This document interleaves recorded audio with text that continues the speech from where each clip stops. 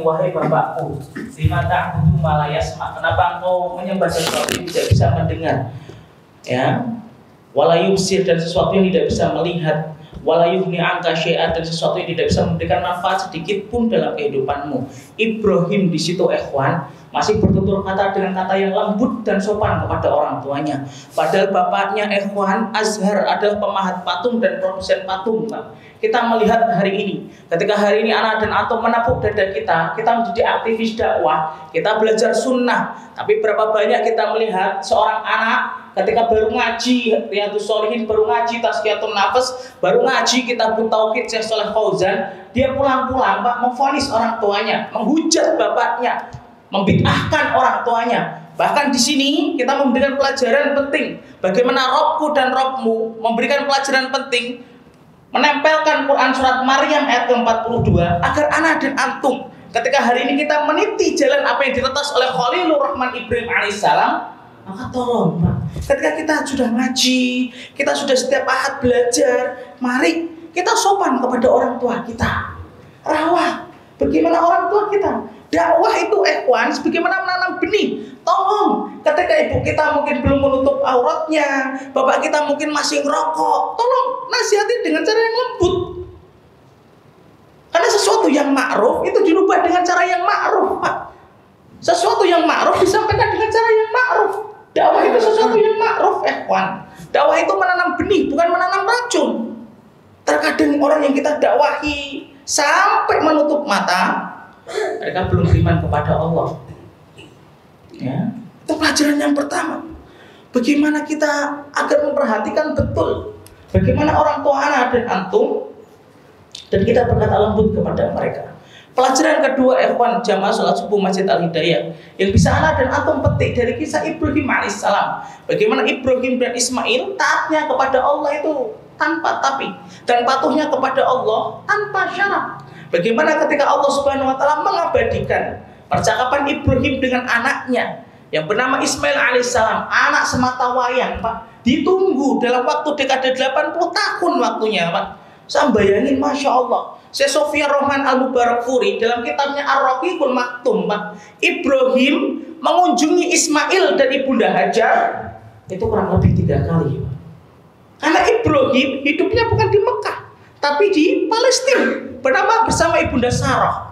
Tapi ketika suatu ketika Ibrahim datang mengunjungi Ismail dan Ibunda Hajar, maka Allah mewajibkan sesuatu yang hari ini kita lakukan, yaitu udhiyah, ya, yang kemarin kita lakukan pada tanggal 10, 11, 12 dan 13 Zulhijjah. Bagaimana ketaatan Ibrahim ketika mendapatkan syariat yang cukup berat, Pak. Ya. Kita kemarin sudah menjelaskan bagaimana prosesnya, sampai Imam Ibnu Katsir menjelaskan dalam kitabnya Al-Bidayah wa Nihayah bagaimana Ibrahim sudah mempasrahkan apa yang beliau miliki, yaitu anaknya. Ismail pun pasrah dengan apa yang beliau miliki, yaitu nyawanya. Ketika Ibrahim sudah mengasah goloknya, kemudian tinggal melayangkan goloknya, kemudian Ismail sudah diikat dengan tali yang begitu kencangnya, Pak. Tapi di situ Allah mengganti dengan seekor domba yang sangat besar. Taatlah kepada Allah tanpa tapi, patuhlah kepada Allah tanpa syarat. Jangan sampai hari ini ketika anak dan antum menepuk dada kita sebagai seorang muslim, kita memilah dan memilih syariat. Mana yang ringan kita akan ambil, mana yang berat kita akan tinggal. Loh, sejak kapan syariat Allah itu menjadi makanan prasmanan, Pak? Kalau kita suka soto, kita akan ambil soto. Kalau kita nggak suka mie ayam, kita akan tolak mie ayam. Tolong, syariat Allah itu bukan sebagaimana channel TV. Kalau antum sukanya Liga 1 BRI, akan tonton Liga 1 BRI, Pak. Kalau antum sukanya mungkin petualang, berarti antum akan ganti channelnya menjadi petualang. Tolong lakukan seluruh apa yang Allah perintahkan dan Rasul perintahkan dalam kehidupan anak dan antum. Kemudian yang ketiga, Pak, yang bisa kita ambil dari kisah manusia langit, bagaimana Ibrahim tidak pernah menafikan kedahsyatan doa, Pak.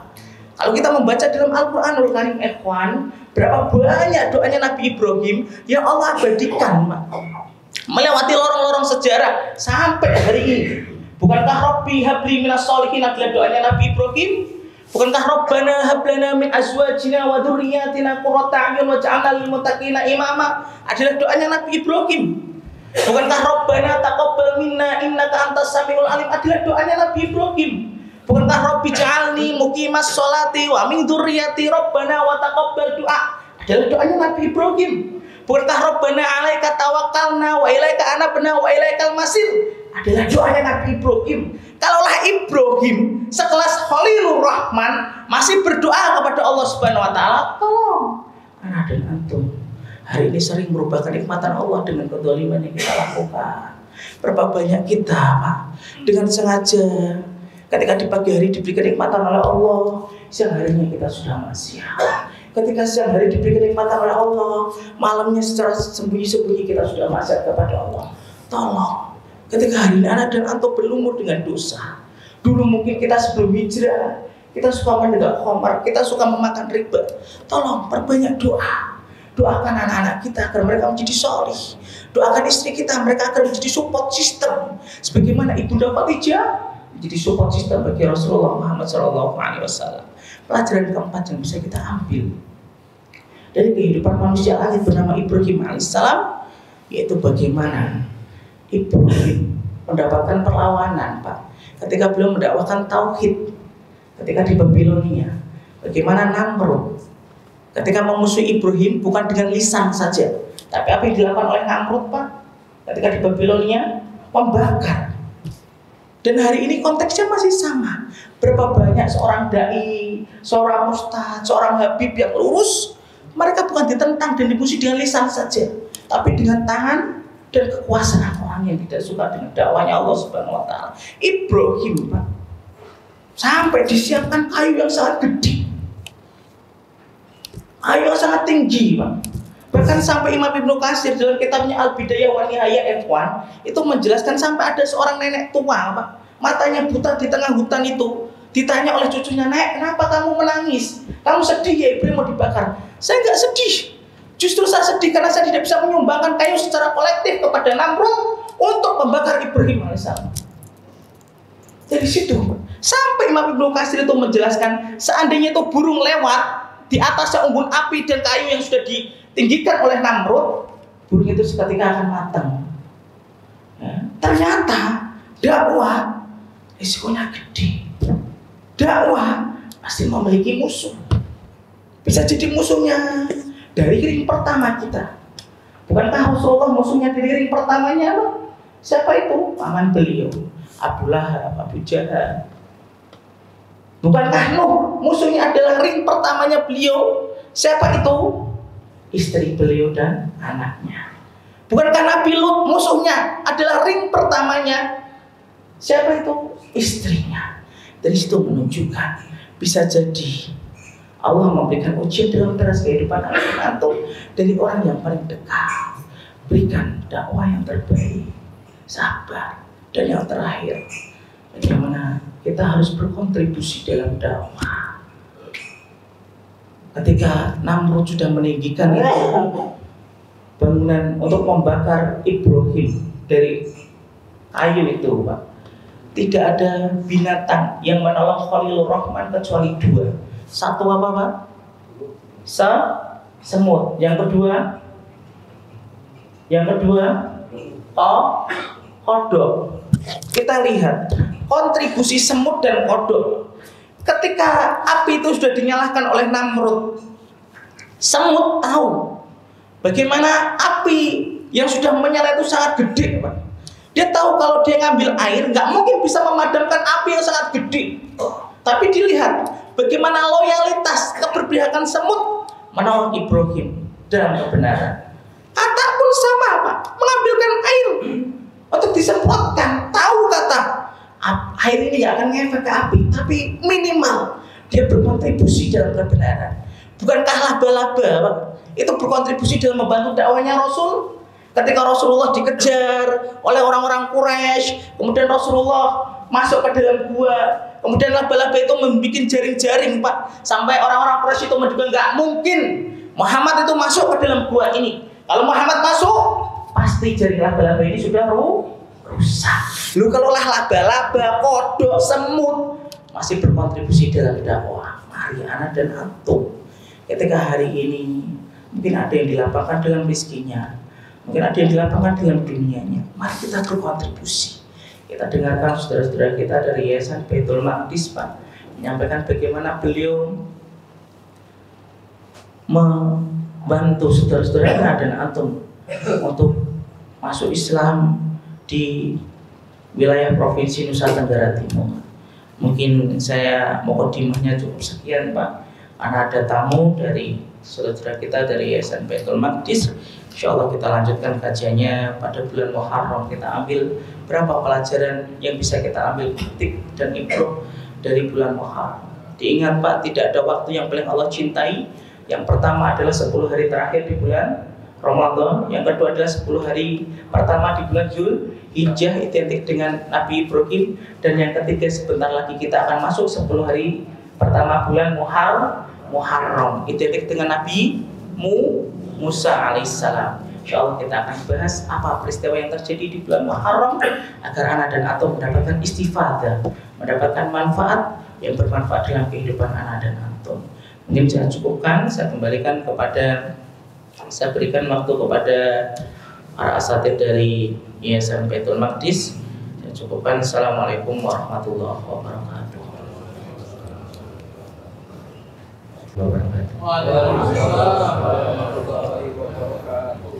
Alhamdulillah, wassalatu wassalamu ala rasulillah wa ala alihi wa ashabihi wa man tabi'ahum bi ihsani ila yaumil qiyamah. Alhamdulillah, puji syukur kehadirat Allah Subhanahu wa taala. Tentunya hadirnya kita di sini bukan karena kuatnya kita, bukan karena hebatnya kita atau karena rajinnya kita. Tentunya kita sepakat hadirnya kita di sini karena izin dan pertolongan Allah, sehingga kita boleh bertatap muka, sehingga kita boleh bercengkrama, menuntut ilmu, bertemu dengan kami yang jauh dari timur Indonesia. Saya dan beliau berasal dari pedalaman NTT Sumbar. Saya sendiri berasal dari Poso, Sulawesi Tengah, dan alhamdulillah bisa berkhidmat di Sumbar, Nusa Tenggara Timur bersama Ustadz Rahman yang ada di samping saya. Dan alhamdulillah sampai saat ini kami tetap berjuang untuk saudara-saudara kita seiman yang ada di NTT Sumbar. Salawat serta salam selalu kita haturkan kepada Nabi junjungan kita yang telah memberikan kita petunjuk, yang telah membawa kita dari lembah kegelapan menuju lembah yang terang, menuju tempat yang terang benderang, dan kita bisa menikmati indahnya Islam sampai pada saat ini. Tentunya semata-mata perjuangan beliau dan para sahabat-sahabat beliau. Kaum muslimin jemaah salat subuh Masjid Al-Hidayah dirahmati Allah Subhanahu wa taala. Sebelum saya lanjut, saya akan memperkenalkan diri saya bersama beliau yang ada di samping saya.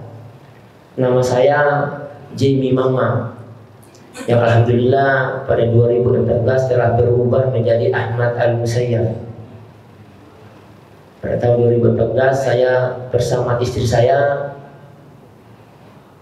Allah beri nikmat yang sungguh nikmat itu ketika dibeli, jika dibeli kita jual seluruh harta kita yang ada, bahkan kita menjual bumi dan seisinya, kita tidak mampu membeli itu, yaitu hidayah iman dan Islam. Alhamdulillah, saya dan juga beliau ini adalah seorang mu'alaf. Beliau masuk Islam pada tahun 2000. Saya masuk Islam pada tahun 2014.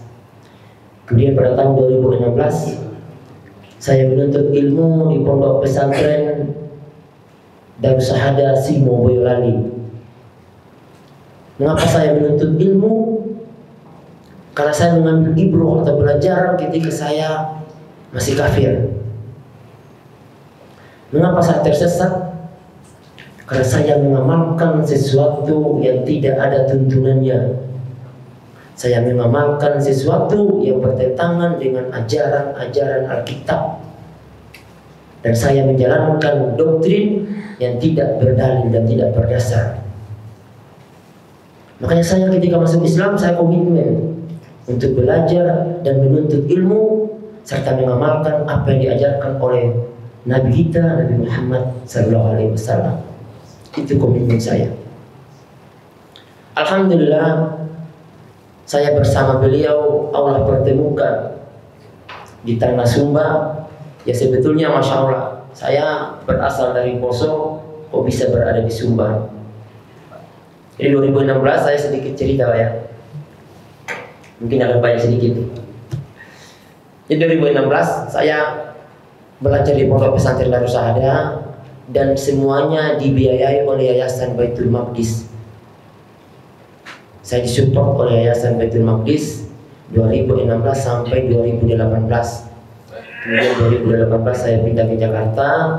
Setelah itu tahun 2000 saya berangkat ke NTT dan berjumpa dengan beliau. Tapi saat itu saya belum berani Pak membangun dakwah di sana. Karena kenapa?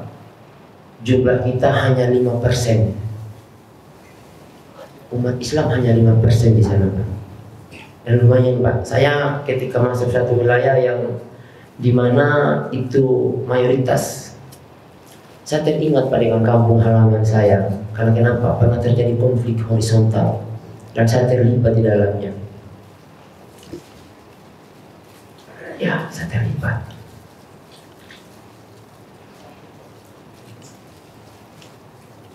Alhamdulillah saya tidak membunuh saudara-saudara saya orang Islam Pak. Walaupun saat itu saya merakit senjata. Fisik saya mekanik, jadi saya bisa merakit senjata, bahkan bom saya bisa rakit. Saat itu Alhamdulillah saya tidak mati Pak saat itu. Saat terjadi pertempuran yang sangat luar biasa. Kampung saya itu 3 kali dibakar oleh umat Islam. 3 kali kampung saya dibakar oleh umat Islam. Dan saya sangat membenci Islam Pak saat itu. Sangat dan sangat membenci Islam. Bahkan tidak ada duanya. Maka ketika saya mempelajari Bibil pada tahun 2012 dan mendapat kejanggalan-kejanggalan, ketidakbenaran dalam Kristen, saya ateis 2013 karena saya tidak mau masuk Islam. Islam itu agama teroris, radikal, pembunuh. Bagi saya saat itu Pak, 2013, dan saya tidak pungkiri itu, kebencian saya kepada Islam luar biasa. Sehingga Allah merubah semuanya. Allah merubah Pak 100 derajat. Kebencian saya terhadap Islam menjadi cinta mati saya kepada Islam. Sehingga saya ketika berikrar mengucapkan 2 kalimat syahadat, sekaligus saya mewakafkan nyawa saya, waktu saya, harta saya untuk Islam. Maka ketika sampai di NTT Pak, saya begitu banyak mendapat masukan dari teman-teman. Katanya ya di sini hati-hati, daerah mayoritas, kita sedikit, jangan ini, jangan itu. Namun hati saya beda Pak, susah. Karena kenapa? Saya punya prinsip, berdakwah kita mati, tidak berdakwah kita mati. Lebih baik kita berdakwah sampai mati. Sehingga saya bertemu dengan beliau orang yang luar biasa Pak. Ustaz Rahman ini orang yang luar biasa, berani. Sudah banyak mengislamkan orang-orang Kristen. Kenapa saya memilih untuk berdiam diri di NTT, membangun dakwah di sana? Karena begitu banyak Pak orang yang ketika masuk Islam tidak terbimbing, maka kembalilah mereka. Mereka kembali Pak. Kita ada mendapati beberapa tempat itu. Kita mendapati beberapa tempat. Mereka sudah bersahadat Pak. 40 kakak lebih. 40 kakak lebih. Bersahadat, masuk Islam. Apa yang terjadi? Karena tidak ada yang membimbing, tidak ada ustaz di situ. 20 kakak lebih dalam murtad. Kembali ke agamanya sebelumnya. Apa yang kita bisa lakukan? Tidak ada Pak. Karena banyak orang pintar berdiam diri di Jakarta. Banyak orang pintar berdiam diri di Jawa Pak. Beliau tamatan SD Pak, kelas 2 SD. Sempat mengenyam pendidikan di pondok pesantren Utsman bin Affan. Itu pun hanya 3 bulan. Tapi beliau berani melakukan terobosan bersama saya. Saya sampaikan ke beliau, saya lebih senang tuh mati di medan dakwah. Ayo kita sama-sama bergerak. Saya bergerak bersama beliau dengan modal pas-pasan Pak. Karena saat itu apa ya kita gimana ya, sebuah perjuangan itu tidak serta-merta, kita tidak bertarik apa-apa Pak. Kita tidak bisa berbuat apa-apa tanpa dukungan kaum muslimin. Kita tidak bisa berbuat apa-apa. Kami orang yang tidak punya Pak. Saya bukan Utsman bin Affan. Saya bukan Utsman bin Affan yang memiliki harta begitu banyak. Karena jujur saya ketika keluar dari Islam Pak, hanya uang 5.000 rupiah karena saya diusir tuh sama mertua saya. Tapi kita punya komitmen yang kuat. Ketika saya mendapati saudara-saudara saya yang ada di bumi NTT, mereka butuh ilmu, mereka butuh pendampingan dari saudara-saudaranya. Yang seharusnya saya kembali ke Poso, saya tidak mau Pak. Saya memilih berdiam di NTT, mendampingi beliau berkhidmat untuk umat. Dan alhamdulillah kemarin kami diberi amanah oleh Allah dan orang tua yang ada di NTT. Kami membawa 9 orang santriwan dan santriwati yang kami bimbing untuk belajar dan menuntut ilmu di pondok pesantren yang ada di Jawa maupun yang ada di Jakarta. Kita punya target Pak. Kita punya target akan mengirim 1.000 santri dari NTT insya Allah. Dan kami sudah berkomitmen untuk membangun rumah Quran di sana. Itu program kami. Dan saat ini sudah berjalan TPA, TPQ kami sudah berjalan di NTT. Alhamdulillah anak-anak binaan kita kurang lebih 30-an. Yang saat ini beliau bina langsung, beliau sendiri ngurus ngajinya. Dan sungguh luar biasa perjalanan beliau. Beliau awal mengajar umat Islam itu, beliau belum selesai Iqra Pak. Belum selesai Iqra, belum bisa baca Quran. Tetapi beliau beranikan diri untuk mengajarkan Iqra kepada orang lain tuh. Beliau baru Iqra 4 sudah mengajarkan Iqra kepada orang lain. Perjuangan beliau. Sehingga saya tertarik tuh dengan dakwah yang ada di NTT. Kami datangi tuh saudara-saudara kita yang ada di pelosok. Saya jalan bersama beliau. Saya jalan seminggu bersama beliau. Seminggu saya berjalan dengan beliau menyambangi saudara-saudara kita yang ada di pelosok. Luar biasa. Luar biasa kebutuhan rohani yang ada di NTT Pak. Saya sangat prihatin sehingga menyentuh hati saya. Ustaz, kita tinggal di sini Ustaz. Ayo kita berkhidmat sama-sama. Apa yang bisa Anda bantu? Apa yang kita bisa buat untuk umat ini? Kita tidak boleh berdiam diri. Kita tidak boleh berdiam diri. Jujur Pak, 80% umat Islam di sana buta baca Quran.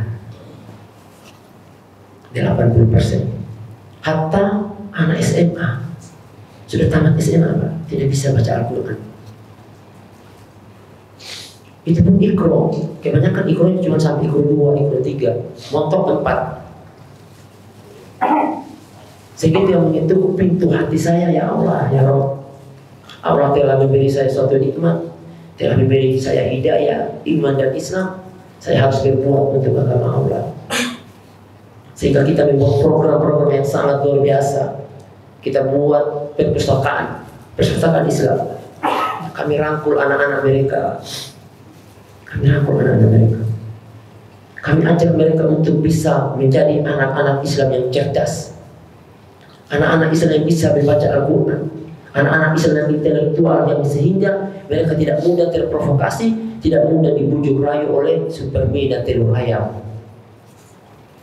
Itu yang terjadi pada saat ini. Kita tidak bisa pungkiri itu. Saya ketika masuk NTT menetes air mata saya Pak. Ya. Istri saya mau Pak pulang ke Sulawesi, karena memang kita orang Sulawesi. Tapi saya sampaikan ke istri saya tidak akan tinggalkan NTT. Di Sulawesi terlalu banyak ustaz di Sulawesi. Tapi di NTT begitu rindunya saudara-saudara kita, masjid-masjid yang ada di sana, mereka rindu tuh untuk didatangkan ustaz di sana Pak. Mereka sangat rindu. Tidak ada Pak kajian-kajian seperti ini. Tidak ada. Ya. Karena kenapa? Mereka mau bertanya dan mau menimba ilmu ke siapa? Tidak ada. Susah. Karena jarak yang begitu jauh dan medan yang begitu rumit. Ya. Ancaman Pak yang kita hadapi di sana. Salah satunya contoh di Desa Wairingin, tempat beliau mengaji. Itu banyak pemabuk di situ Pak. TPK-nya beliau, warung di sini tempat orang mabuk-mabukan. Sebelum beliau masuk Pak, ini warung ini mualaf juga, mualaf Pak. Jual minuman keras, jual miras. Kita menyalahkan tidak bisa Pak. Belum bisa, bukan tidak bisa, belum bisa. Kita menyalahkan beliau. Karena beliau baru masuk Islam. Jual khamar, mabuk-mabukan di situ. Beliau punya rencana masuk ke sana, tapi begitu banyak orang yang halangi beliau. Jangan Pak, bahaya di situ. Di situ tempat orang-orang mabuk, di situ banyak orang-orang penjahat di situ. Jangan masuk di situ. Beliau beranikan diri membangun TPA di situ Pak. Beliau beranikan diri. Tidak, saya akan hadir di situ. Alhamdulillah setelah beliau bangun TPK di situ, hilang Pak orang yang mabuk-mabuk di situ. Gak berani datang lagi mereka minum di situ. Tanpa mengatakan qala Allahu Ta'ala, qala Rasulullah. Belum. Kita melakukan satu tindakan, mereka mengetahui itu. Bahwa hadirnya kita di situ bukan diwarnai tapi harus mewarnai. Itu yang kami lakukan saat ini. Dakwah di sana cukup sulit Pak. Yang kita pertaruhkan nyawa. Tapi itu resiko dakwah. Nabi, Rasul dikejar, dibunuh untuk menyampaikan suatu kebenaran. Nah, apalah kita. Namun kita tetap komitmen bahwa sesungguhnya ini adalah tugas kita sebagai kaum muslimin yang sedikit memiliki ilmu. Kami bukan hafiz Pak. Ya, saya di pondok pesantren tidak lama. Tapi setidaknya kami punya bekal sedikit untuk mengajari saudara-saudara kami bagaimana berislam yang baik dan benar. Hadirnya kami di sana setidaknya bisa memberikan sedikit jalan, menunjukkan sedikit bagaimana kebenaran Islam. Bagaimana hari ini Islam itu di-framing luar biasa Pak oleh orang-orang yang tidak bertanggung jawab sampai hari ini. Dan semoga hadirnya kami di sana Yayasan Baitul Maqdis bisa mensupport dakwah yang ada di NTT. Karena saat ini kami sedang melakukan pengkaderan dai yang ada di Pelosok.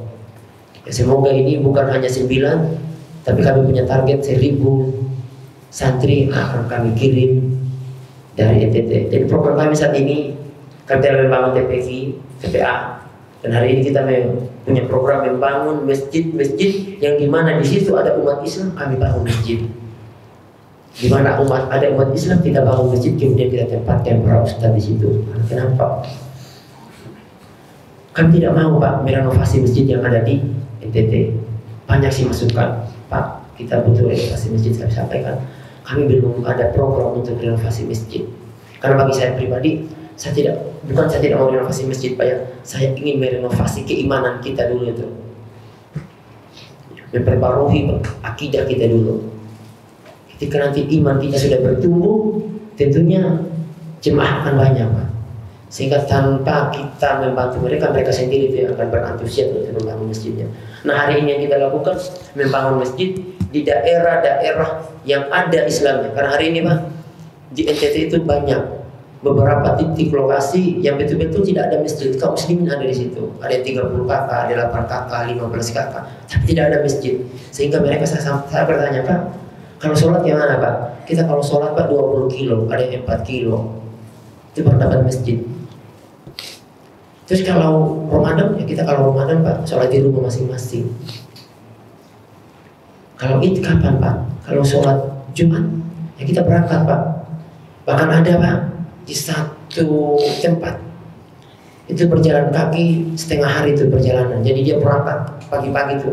Jadi tidak hari Kamis saja sudah berangkat jalan kaki untuk bisa sampai ke masjid itu. Susahnya mereka mendapatkan fasilitas untuk beribadah di NTT. Nah ini yang saat ini kami lakukan. Kemudian kami membangun rumah Quran. Kami bangun 2 rumah Quran hari ini, rumah Quran Putra dan rumah Quran Putri. Dan itu insya Allah rumah Quran Putri sudah ada. Kami menyewa 1 buah rumah yang ada di Sumba. Kami menyewa rumah 4 kamar seharga kemarin 18 juta. Rumah tersebut kami pakai untuk membimbing para mu'alaf dan du'afa untuk kami bina di situ. Jadi anak-anak saat itu kita tampung di situ. Ya karena begitu banyak itu, kalau kita mau ikuti maunya mereka, mungkin masjid ini nggak nampung Pak, untuk nampung para anak-anak di sana. Nggak nampung ini masjid, serius. Kalau kita mau tampung untuk mereka, hanya karena mereka itu tidak ada yang arahkan Pak. Ada para ulama, para ustadz di sana, tapi mereka tidak bisa berbuat banyak. Ngiri Pak, perbedaan pendapat di sana dengan di sini itu luar biasa Pak. Saya ngiri. Di sana Islam betul-betul terkotak-kotak. Bahkan Syiah ada di sana. Saya bertatap langsung dengan Syiah. Saya pernah diskusi dengan orang Syiah di sana. Parahnya NTT itu Pak. Jadi kita di sana begitu besar tantangan yang harus kita hadapi. Bukan orang kafir, tapi begitu banyak yang menggerogoti umat yang ada di sana. Di sana seru Pak, bukan cuma seru, ngiri.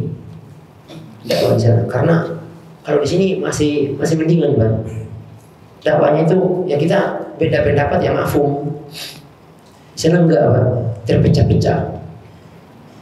Itu tugas yang sangat berat. Sehingga saat kemarin kurban saja itu 10 ekor Pak, nggak ada yang mau datang. Ya, tapi tetap kita bagi-bagi ke saudara-saudara kita. Karena mereka merasa aneh dengan kehadiran kita, tapi kita bukan menjadi suatu hal yang kemudian kita harus futur, kemudian kita mundur, tidak. Karena mereka belum mengenal kita saja. Dan alhamdulillah sih ada beberapa saudara-saudara orang tua kita di sana yang sudah mau menerima kehadiran kita. Dan ini yang perlu teman-teman atau saudara seiman kaum muslimin yang perlu ketahui keadaan kami di sana. Sehingga nanti Yayasan Baitul Maqdis betul-betul bisa berkontribusi secara penuh memfokuskan dakwah yang ada di NTT. Karena hari ini kami tidak bisa berbuat apa-apa, tidak bisa berjuang sendiri tanpa dukungan teman-teman atau saudara-saudara yang ada di sini.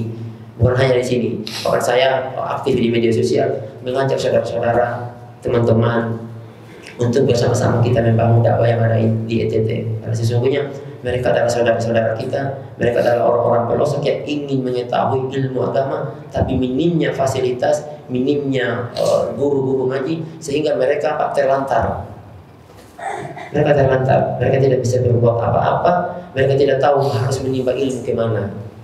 Nah ini yang sedang kita usahakan, kita upayakan, bagaimana nanti anak-anak yang sudah kita kader ini, kita membangun komitmen dengan mereka harus kembali untuk berdakwah di NTT. Dan itu yang kita buat kesepakatan Pak dengan orang tua mereka. Jadi kita tidak serta-merta mengambil mereka kemudian kita tidak punya komitmen dengan mereka, kita punya komitmen. Kita melakukan perjanjian dengan orang tua mereka. Dan alhamdulillah mereka amanahkan mereka, walaupun saya Pak bangun dakwah di NTT itu baru sebulan. Kita baru buka cabang Yayasan Baitul Maqdis itu di Sumba Timur baru sebulan, dan alhamdulillah orang tua di sana mempercayakan 9 orang anaknya kepada kami untuk kita masukkan ke pondok-pondok pesantren yang kata mereka, pesan mereka, Ustaz, tolong ya anak-anak kami dimasukkan di pondok pesantren yang bermanhaj salaf, pondok pesantren yang benar-benar menjalankan Al-Quran dan Sunnah. Itu permintaan mereka Pak, bukan permintaan saya. Karena saya memberikan pemahaman kepada mereka bagaimana tersesatnya saya dan beliau dulu karena mengajarkan sesuatu yang tidak ada dalilnya. Sehingga mereka bertanya, kok Bapak bisa seperti itu Pak? Bisa istiqomah di Islam? Saya sampaikan, Bu, Islam itu mengembalikan semua perkara kepada Al-Quran dan Sunnah. Itu Islam. Beda dengan orang-orang kafir. Orang-orang kafir itu mengembalikan sesuatu perkara kepada Habib-habib, pendeta-pendeta mereka. Beda dengan Islam. Ketika terjadi perbedaan pendapat, terjadi permasalahan, dikembalikan kepada Al-Quran dan Sunnah. Sehingga orang-orang tua di sana Pak sepakat dengan kita. Walaupun ada sebagian tidak sepakat, karena melihat kita mungkin cingkrang, jenggotan, istri saya bercadar, wah ini teroris ini. Wah, ini pasti pemahamannya radikal ini. Saya sampaikan kepada mereka sehingga mereka percaya tuh dengan apa yang saya bawakan, karena mereka melihat Pak, mereka melihat bagaimana saya menggauli Pak, saya bermuamalah dengan mereka, sebagaimana saya bertutur kata dengan mereka, bagaimana saya menyampaikan setiap apa yang mereka tanyakan ke saya sampaikan dengan dalil. Saya tidak pernah berhujah menyampaikan sesuatu kepada mereka bukan dengan dalil. Karena kenapa? Akan menjadi tanggung jawab saya dan akan menjadi nanti mereka akan melihat tuh, wah, Bapak kok bicara hanya memakai logika asumsinya Bapak. Saya bisa berdasarkan Al-Quran dan Sunnah. Sehingga ketika saya mengambil anak-anak mereka, mereka mengamanahkan anak-anaknya mereka ke kami. Mereka menitipkan pesan, Pak, kalau begitu anak-anak kami maunya seperti Bapak tuh, betul-betul menjalankan Al-Quran dan Sunnah. Luar biasa Pak. Nah itu yang sedang kami proses saat ini. Nah ini yang mungkin bisa saya sampaikan. Saya tidak bisa sebetulnya saya sih masih kurang sehat Pak. Kemarin saya tiba dari Sumba itu nyampe di sini langsung sakit tenggorokan. Alhamdulillah kemarin udah agak baikan. Pak saya terus minum, ya bukan minum obat sih, minum herbal. Alhamdulillah sekarang bisa ada baikan sedikit. Ya ini bisa hadir di sini. Saya bersyukur bisa berjumpa dengan orang-orang saudara seiman yang sangat luar biasa, dan semoga pertemuan kita ini kelak menjadi alasan kita bertetangga di surga Allah Subhanahu wa taala. Mungkin ini yang bisa saya sampaikan. Wabillahi taufiq wal hidayah. Assalamualaikum warahmatullahi wabarakatuh.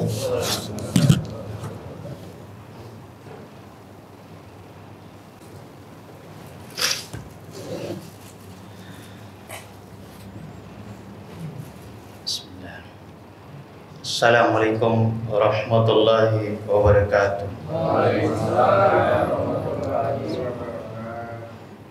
Innal hamdalillah nahmaduhu wa nasta'inuhu wa nastaghfiruh wa na'udzu billahi min shururi anfusina wa min sayyiati a'malina. May yahdihillahu fala mudilla lahu wa may yudlil fala hadiya lahu. Asyhadu an la ilaha illallah wahdahu la syarika lahu wa asyhadu anna Muhammadan abduhu wa rasuluh. Ya ayyuhalladzina amanu taqullaha haqqa tuqatih wa la tamutunna illa wa antum muslimun. Amma ba'd. Bismillahirrahmanirrahim. Alhamdulillahi rabbil alamin. Ar-Rahmanir Rahim. Maliki yaumiddin. Iyyaka na'budu wa iyyaka nasta'in. Ihdinas siratal mustaqim. Siratal ladzina an'amta 'alaihim ghairil maghdubi 'alaihim waladdallin. Amin. Alhamdulillah, segala puji bagi Allah. Kita dipertemukan oleh Allah Subhanahu wa taala. Perkenalkan, nama salawat dan salam kita haturkan kepada baginda Nabi kita Muhammad sallallahu alaihi wasallam beserta keluarga dan para sahabatnya. Mungkin dari para ustadz, kiai kepingin tahu tentang perjalanan hidup saya. Tentunya saya ini bukan seorang ustadz, bukan seorang pelajar, tapi saya punya bakat untuk mendakwakan agama Allah walaupun saya memiliki keterbatasan. Alhamdulillah atas bimbingan Allah, walaupun saya dulunya kelas 2 SD, alhamdulillah saya selalu berdoa kepada Allah Subhanahu wa taala agar saya selalu mengarahkan, membimbing saya agar saya selalu mendakwakan agama Allah Subhanahu wa taala. Sebenarnya saya ini berasal dari Kristen Protestan, ya. Dulunya saya bernama Domingus Radumaha, kemudian diganti dengannya nama yang indah, Abdurrahman, hamba Allah, ya. Jadi saya sangat bersyukur kepada Allah Subhanahu wa taala dikarenakan saya berjuang dulu, ya, pada saat saya diberi hidayah oleh Allah Subhanahu wa taala. Kemudian di dalam benak saya itu selalu mengatakan bahwa kalau seandainya saya bisa membaca Al-Quran, maka saya berjanji kepada Allah untuk aku berdakwah walaupun satu ayat, balaghani walau ayat. Karena saya bukan seorang ustaz, sebatas kemampuan saya sampaikan. Dan alhamdulillah berkat pertolongan Allah Subhanahu wa taala, sekalipun saya punya keterbatasan, banyak saudara-saudara kaum muslimin dan muslimat yang punya kelebihan ilmu, banyak yang sekolah tinggi, banyak yang tamatan pesantren yang berada di Sumba NTT. Dikarenakan mereka tidak bergerak, dikarenakan mereka tidak mau mendakwakan agama Allah, saya pun tidak tahu apa maksud mereka, sehingga saya memberanikan diri untuk mendakwakan agama Allah. Kenapa? Kita ini tidak ada apa-apanya dibandingkan Rasulullah.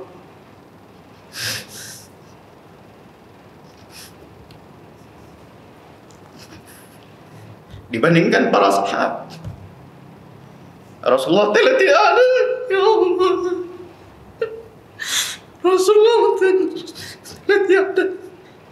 Rasulullah telah meninggalkan Al-Quran dan hadis. Para sahabat melanjutkan perjuangan beliau, kemudian dilanjutkan oleh para ulama. Coba kita berpikir, para sahabat mengorbankan jiwa, harta mereka. Saya seorang Abdurrahman yang punya keterbatasan, saya mampu atas pertolongan Allah.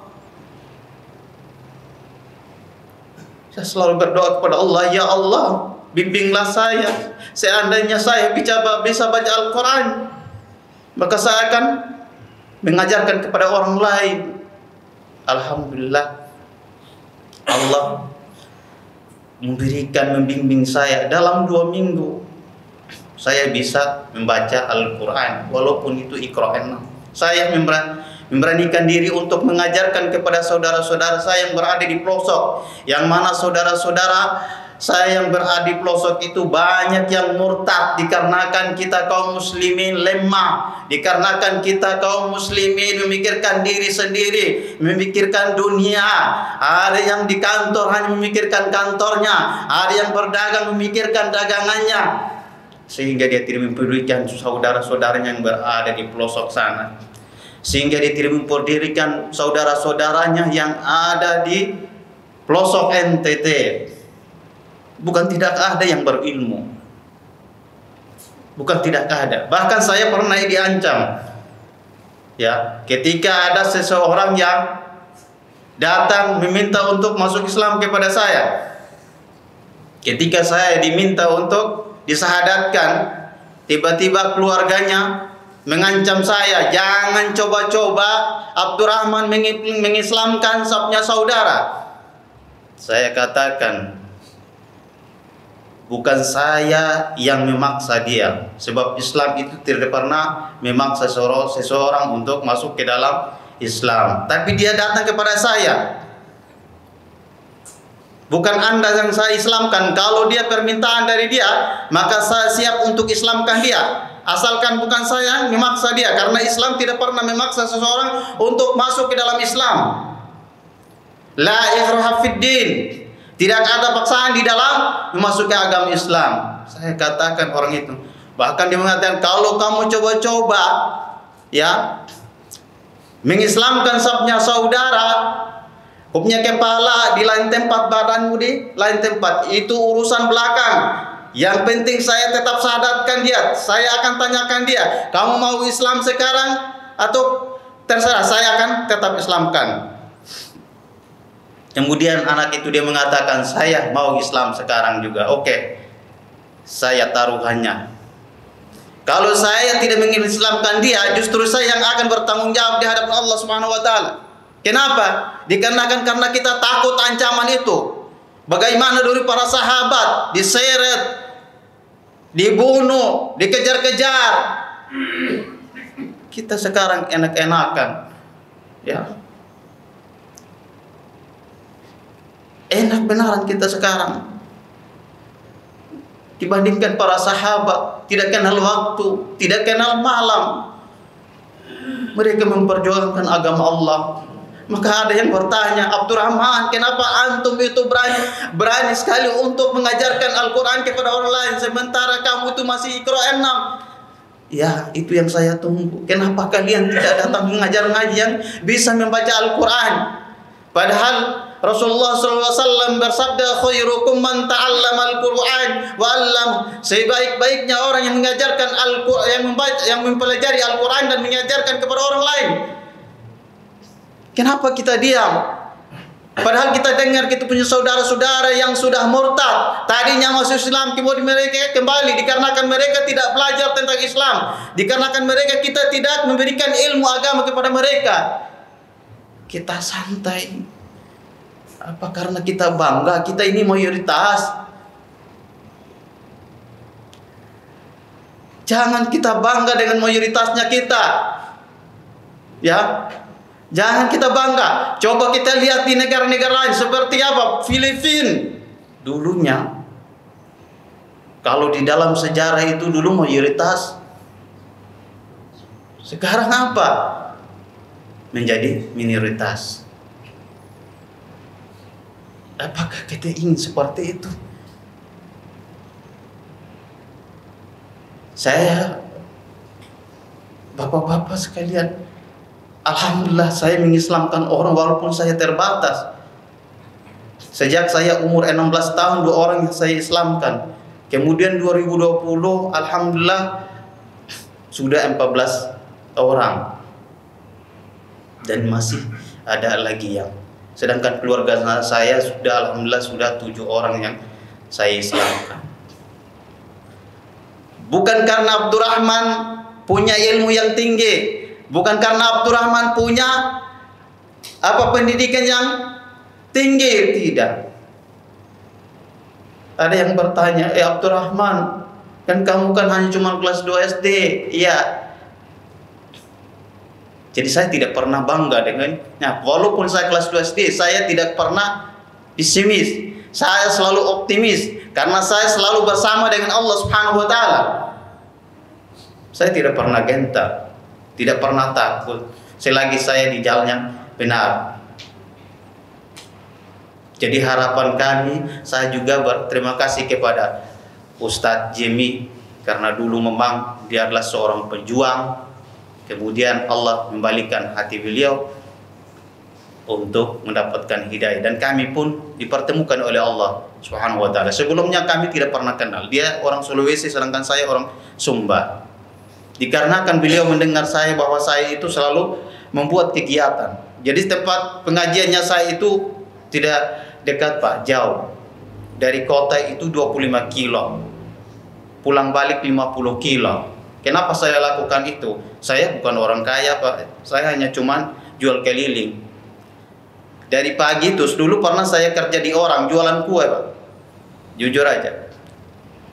Sapnya bos di situ yang tempat jual kuenya saya. Saya bilang siangnya saya berhenti. Saya akan mengajarkan ngaji. Saya keliling kota Bengap pada saat itu. Saya pakai sepeda. Kemudian ada yang, bisa ngajar ngaji? Bisa. Yang penting kalian itu datang. Kemudian kumpul jadi satu, saya akan datang ajarkan. Berapa per bulannya? Saya tidak minta per bulannya. Kau kerja apa? Jangan tanya pekerjaan. Allah yang memberikan rezeki kepada saya. Walaupun saya jual kuah, Pak. Karena saya keprihatinan.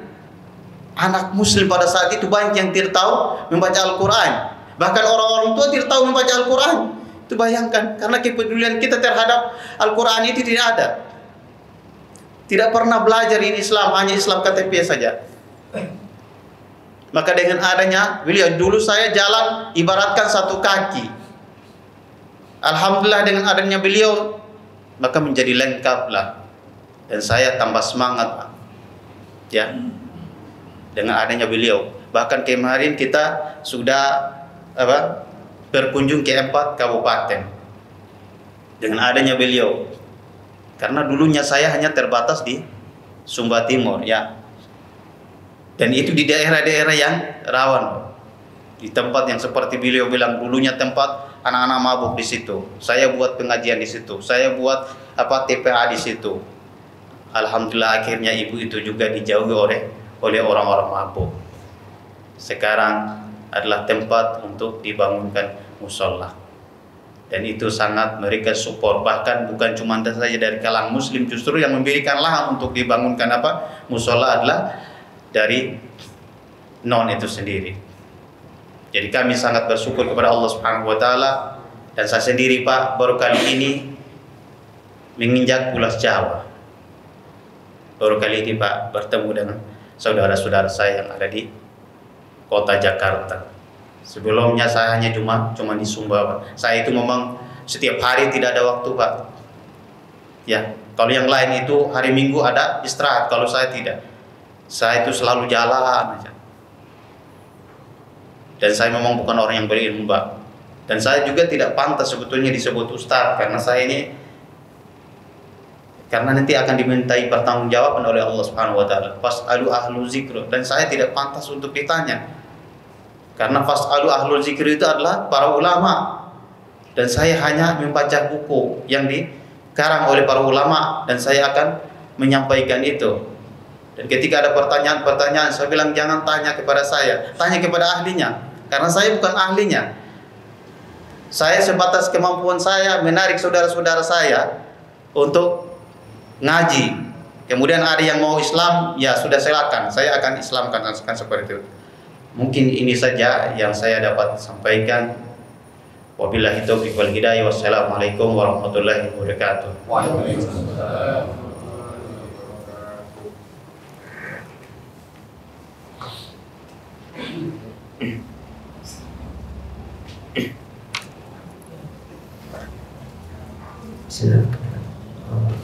Mungkin itu yang sedikit bisa kami berikan informasi perihal keadaan dakwah kita di NTT.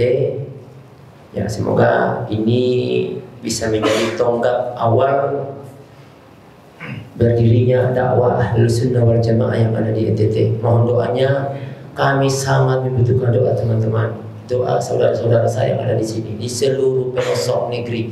Kami mohon doanya. Semoga kami bisa istiqomah. Yang pertama itu, saya mohon semoga saya dan beliau ini bisa diistiqomahkan di atas jalan dakwah ini. Karena sesungguhnya ini adalah jalan yang sangat atau pekerjaan yang sangat mulia. Ya. Jadi kami tidak bisa meminta apa-apa kecuali dukungan doa. Ya. Kami berjuang dengan jiwa dan raga kami. Teman-teman, saudara-saudara silakan berjuang dengan hartanya. Karena sesungguhnya pahala yang akan kita dapatkan sama. Bapak mendapatkan pahala sama persis dengan pahala yang akan kami dapatkan, insya Allah. Jadi ini yang bisa saya sampaikan ya Ustaz. Jazakumullah khairan katsiran wa barakallahu fikum. Assalamualaikum warahmatullahi taala wabarakatuh. Waalaikumsalam.